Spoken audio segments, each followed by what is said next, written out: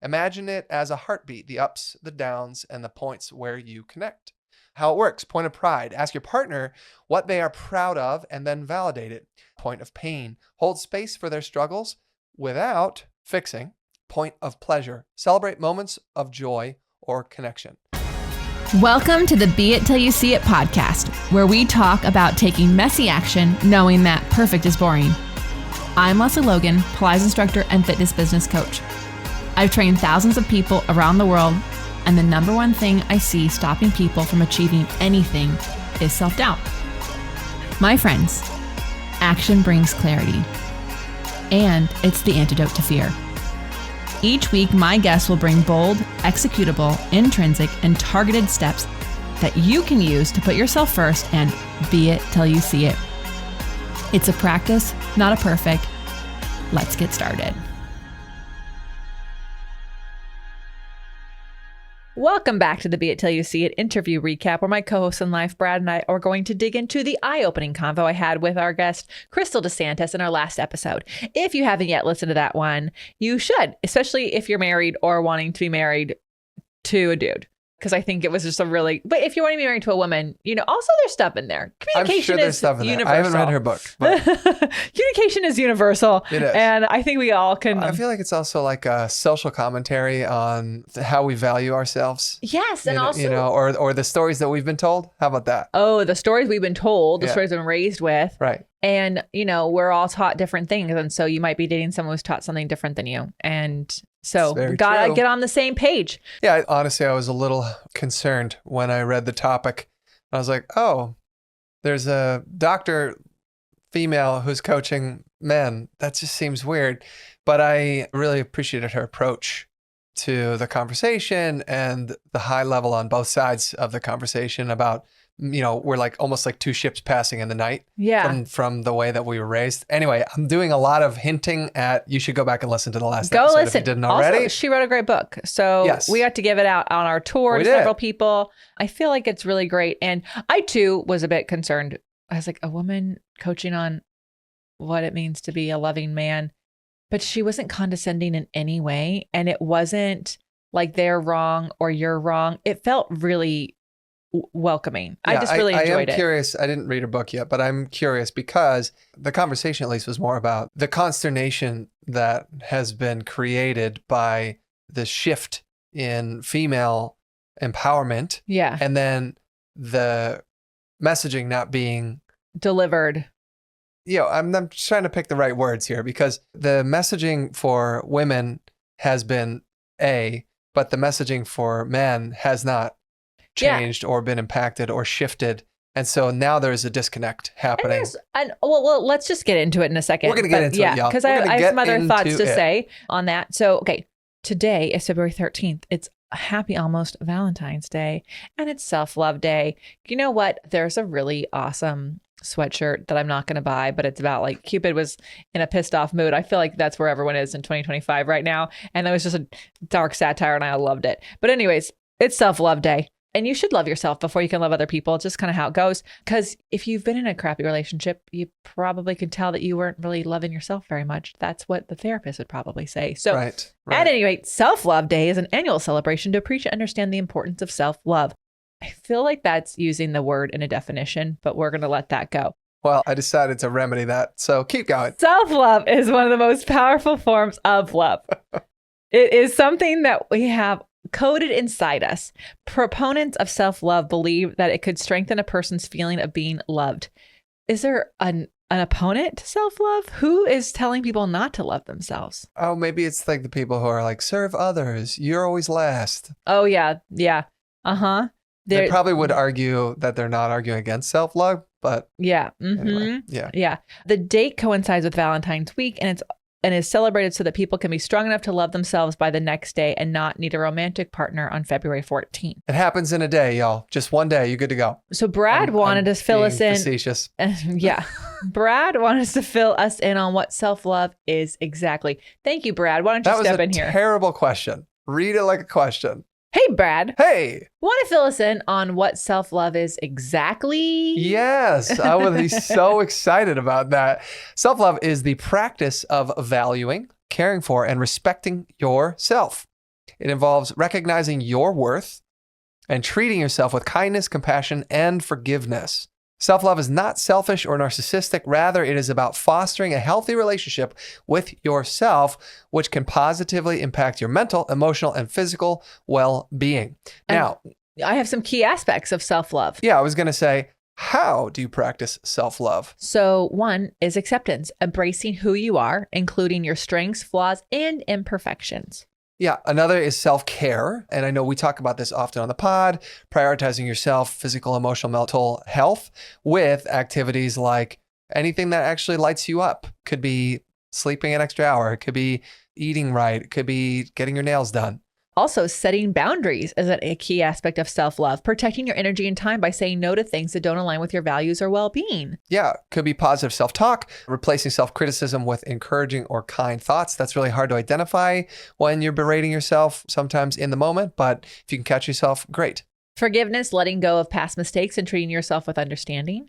Yeah, that's a hard one. That's a hard one, especially with our generations of guilt that are just like slathered on children, and then we carry that into the rest of our lives. Forgiveness, or if you did something in your past that you're shocked that you did.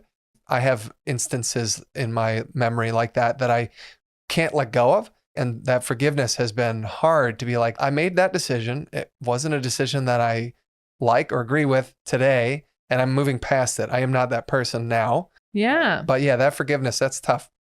And gratitude, appreciating. Oh, I skipped one. Yeah, growth. Being open to learning, improving, or pursuing personal goals. We're all about that, of course. And then finally, gratitude, appreciating your journey and the unique qualities that make you who you are.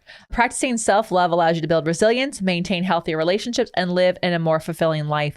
It's an ongoing journey rather than destination. Yeah.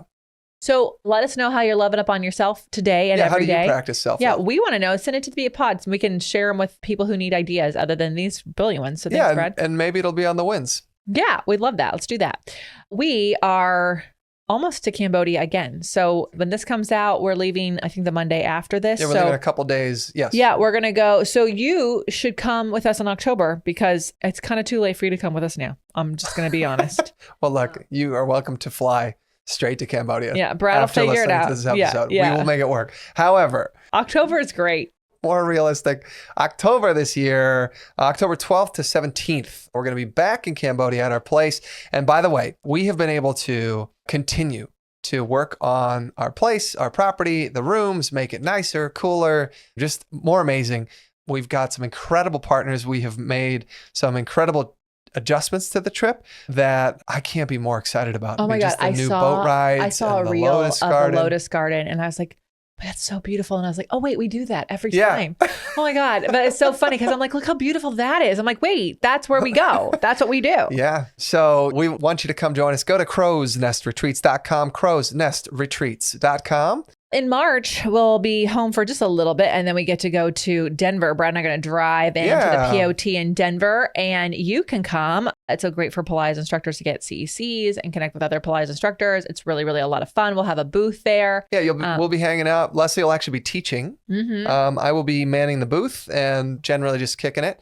Yeah, that's going to be super fun. We're really excited to be heading back to the Denver area. And then in April, mark your calendars, y'all. April 27th to May 3rd. April 27th to May 3rd, we are doing spring training. Pilates spring training. Who knew? What is that? So it's a play on baseball's spring training, but nothing to do with it. We're not doing anything with baseball. It's going to be a home run derby. Yeah, it's going to be something like that. So basically, years ago, everyone loved that week-long Control Your Balance challenge. Yes. And so this is kind of like that, but something for everyone. So there's myself and the 6 other OPC teachers doing live classes on the mat, reformer. There'll be a tower and a winded chair class during the whole week around the same theme. So there'll be different levels. Cool. There's going to be several classes at different time zones. So no matter where you live, you'll be able to attend live. And if you can't attend live, there'll be access to the replays for a limited time. It's essentially so you can experience OPC without having to commit to OPC just yet. So you get to experience what it's like to learn from different teachers on the same theme. You get to be on different pieces of equipment. You get to have that community aspect and that Q&A without you having to go into the app. So we're basically like bringing the experience to you. Awesome. I love that. If you are a Pilates business owner, that's anyone. If you are taking your own clients and getting paid by them directly, that would be small business owners, medium, even large business owners with multiple locations. I want you to come join me for a free webinar that I've been hosting called the Studio Growth Accelerator. Don't be thrown off by that. If you don't have a brick and mortar, it's okay. I want you to come join me. It's the Growth Accelerator. Go to prfit.biz/accelerator. That's profit without the O, .biz/accelerator. And we're going to be covering 3 big secrets that Lesley and I have learned over the last 7 years of coaching more than 2,500 businesses just like yours. We boiled it down to these 3 big things, and then we get a chance to talk and Q&A and do all sorts of fun stuff, because these concepts, we didn't know them when we were getting started. We just kind of had to figure them out. And then over time, having had thousands of conversations with people just like you, it's really helped us create a path that you can take. And I want to share all that with you. So come join me, prfit.biz/accelerator. And then finally, the last and final deck of the flashcard series is the accessories deck. And this is something that anyone can have, because more than 70% of it is things you can use around the house or make yourself. And so if you want to get this deck at 30% off, you have to be on the wait list, because that's where the pre-sale price is going to be soon. And only there. We do not publicly post it. And so if you are on our regular email list, you are not going to hear about the pre-sale there. If you are on the opc.me/events for spring training, you will not hear about the pre-sale there. You have to be on the specific. You raised your hand. You did. For this waitlist. So opc.me/flashcard waitlist. That's where you're going to get the updates when that pre-sale happens. As of right now of this recording, we don't have a date picked, but I feel like we're going to be able to do March. The team is working really swiftly. So we're already on the editing stage as we speak. And so we're past the longest part of it. So it's coming up. It's coming up quick. It's going to be good. Okay, before we get into Kristal's episode, we have an audience question. Yeah, we sure do. At Goltech_on the road asks on IG, hey, regarding the short box series on the Reformer, should the legs touch the carrier or not? What differs? When we were on tour at Broward, Virginia Beach, we did a post about the short box and how to use your legs and all that stuff. Yeah. And so this question came through there, and I thought that was really interesting, because for the teachers and Pilates lovers listening, we have to stop thinking that things are so black and white. Like, should the legs touch or not touch? I don't know. How tall are you? What box are you on? What reformer are you using? Where is the strap connecting on the equipment to? All these things matter. Because if you're on a really tall box and you're a really short person, chances are your legs are going to touch, right? If you are a really tall person on a short box like me, my calves touch the carriage. They just do. Now, do my feet touch the frame? No, but depending on the equipment, the box, if the strap is on top of the frame versus underneath, there's so many different things. I can't answer that for you because it's going to depend. And the difference is... It depends on the body. Depends on the body. And depends so on the box. What I would just say is, are you connected to your center? Are your legs connected to your center, or are you working in halves? Are you sliding around a lot when you're doing the exercise? That tells me you're not set up correctly. So if you feel like when you round back, you slouch, you are. If you round back and your legs go with you, you're sliding. If you come up and your legs go forward, you're sliding. So the legs should be still on all the short box exercises. When you round back and up or flat back and up, they should be still. And you should feel the hamstrings, the glutes, inner thighs, the outer hips. And so I would focus on that than what's touching what. Yeah, I think it's good. That workshop, I remember it. And I think you're also, I think we were down in Huntington when you were talking about the... Huntsville? Huntsville. I mean, where the boxes were like, people had them in the wrong position and they were a little unbalanced. And then their bodies were shorter and longer. And you were just talking about the general idea, the concept of it, because we actually did it's a different YouTube... for each person. We actually just did a YouTube video about where does the box go? Yeah. It was a week ago Sunday. Well, now that this is airing, no, it was months ago, but it was a month ago. But if you're a subscriber to our YouTube channel, that's where I answer questions about Pilates. That's where I go way deeper into them. Unless you're an OPC member, then we get to go deeper on you and your practice on what you need. So thank you for this question. I hope that helps. And subscribe to our YouTube channel and stay in the loop on all that stuff. And stick around. We'll be right back. We're going to dig into Kristal DeSantis and her book and all the things. It's going to be great. Okay, now let's talk about Kristal DeSantis. Kristal DeSantis is a licensed marriage and family therapist based out of Austin, Texas. She specializes in men's mental health, trauma recovery, and sex therapy. She is the author of Strong, a relationship field guide for the modern man, a groundbreaking resource aimed at bridging the gap in relationship dynamics by redefining healthy masculinity. With a passion for helping individuals and couples create deeper, more meaningful connections, Kristal brings a fresh, compassionate perspective into modern relationships. Yeah, picking up on our conversation. You were clearly raised in a household where your mom was like, anything they can do, I can do better. Like that's how your mom was raised. So you were, your mom was on the men's soccer team or whatever. So you were raised in a household where your masculinity wasn't based off of you being better than your partner. And I think that makes a big difference. Yeah. Where in some households, what they're modeled is not that women can be independent and have their own things and have their own dreams and be in collaboration with their husband. I'm not saying every other male is like that. I'm saying I think a lot of males are raised like that. And I also know that there are a lot of women raised to be timid flowers that can break at any moment. So I think all these different things can be true. We live in this really weird world where we get to see how you were raised made you an adult human being.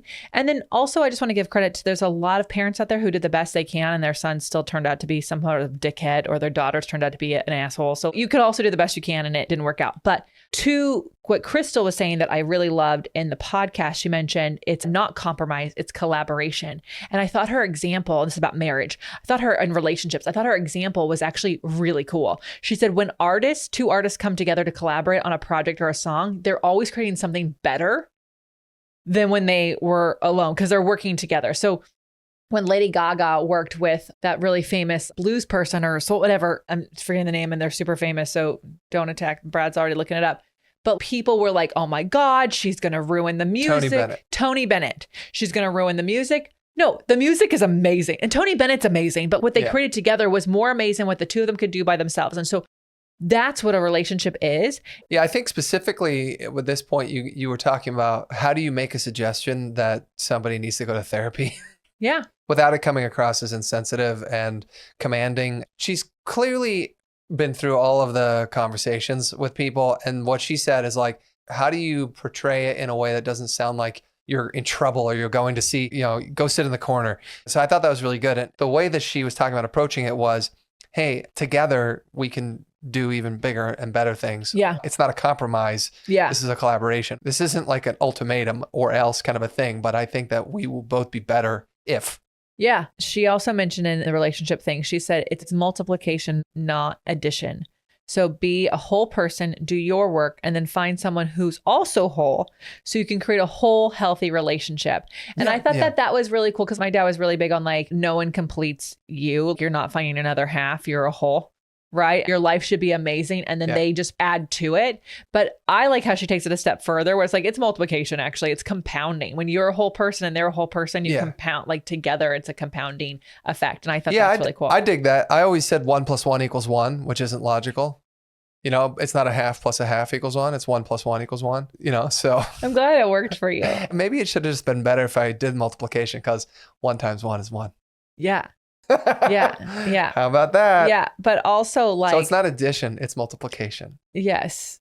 I love that. That's a better way to say it. And we all need to stop watching the movie where he's like, you complete me. That is the. Yeah. I know you mentioned that in the episode. What connected with me a lot was when the two of you were talking about, and this is what I was alluding to at the beginning of this pod. When you are raised as an empowered woman, the stories of how we were raised, what we were raised to go after and accomplish, or how we are told to get purpose, they're now two different paths, right? I'm a strong, empowered woman. I can do everything myself. I don't necessarily need a man. Whereas the storyline for men has always been, she had 3 Ps, and I can't remember what it was: provide, protect, and procreate. Those were the 3 Ps that she said.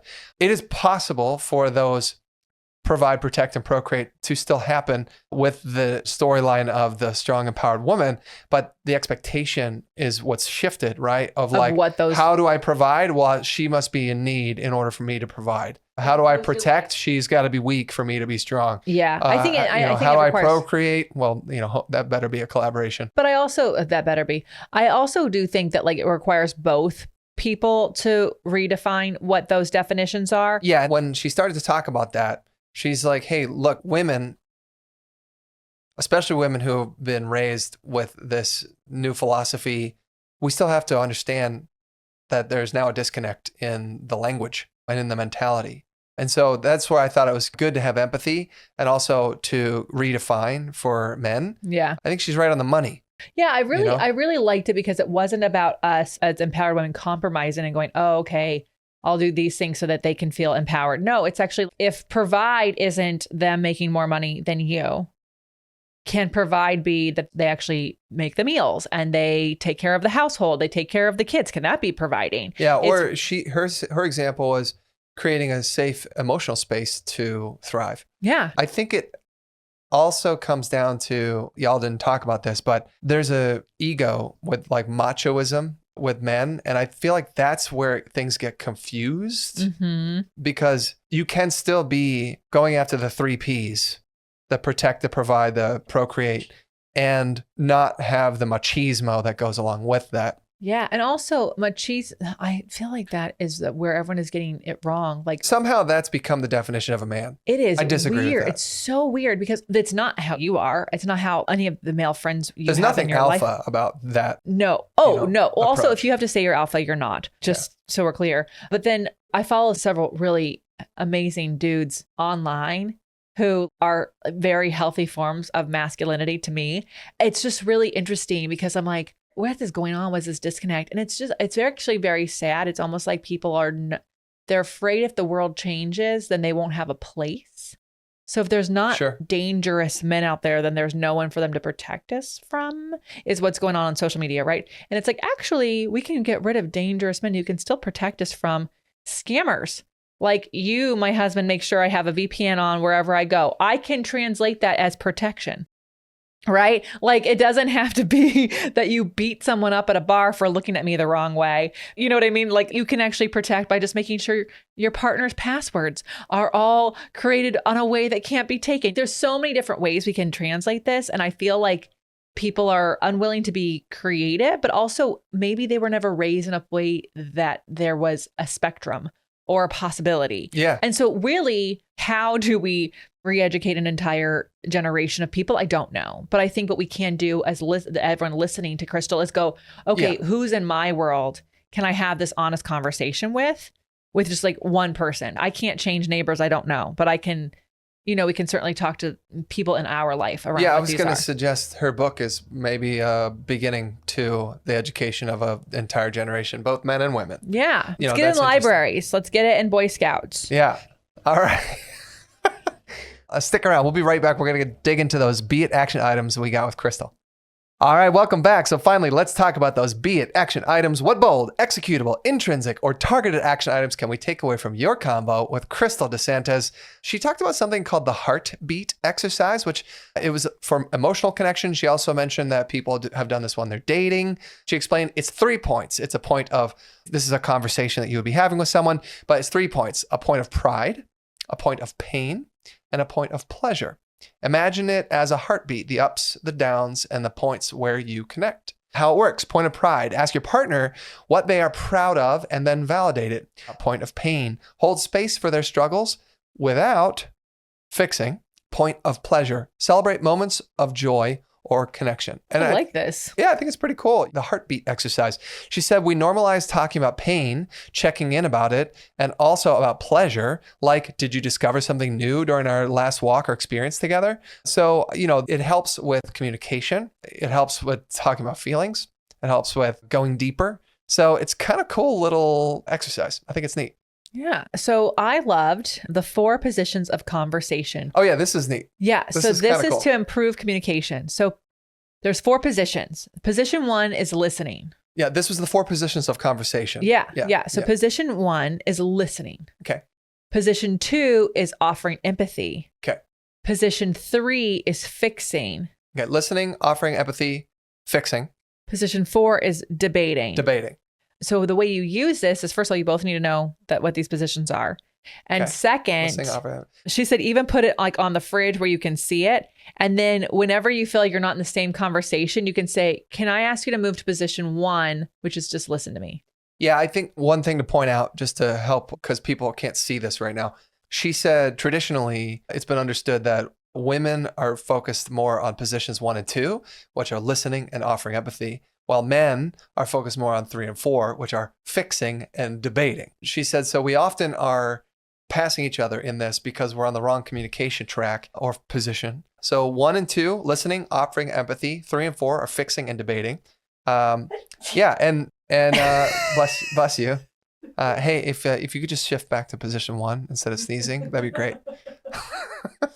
No more position 4. You're a bit too much into position 3 right now, so I'm going to ask you to offer some position 2 and offer some empathy, please. Okay.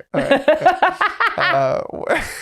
So that's actually exactly how you use it. That's exactly. We just did it. We're excellent. I really like this because I think here's what ends up happening in a relationship. Someone says to calm down, which is mistake number 1. Never tell someone to calm down unless you want to be murdered.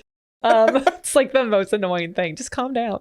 You can't tell someone you don't want them to do. You have to tell people what to do. Like that's just the way that it works. It's like that in Pilates, by the way. So if you can get each person on the page of what these positions are, and you can say, hey, I feel like you're really in a position 3 and I just really need you to be in position 1. And if you can just take a beat, and then the other person can understand that you're not correcting them, you're asking for your needs to be met. Yeah, I feel like we need like live action stick figure body symbols for this.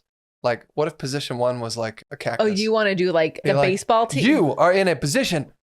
No. And I need you in a position.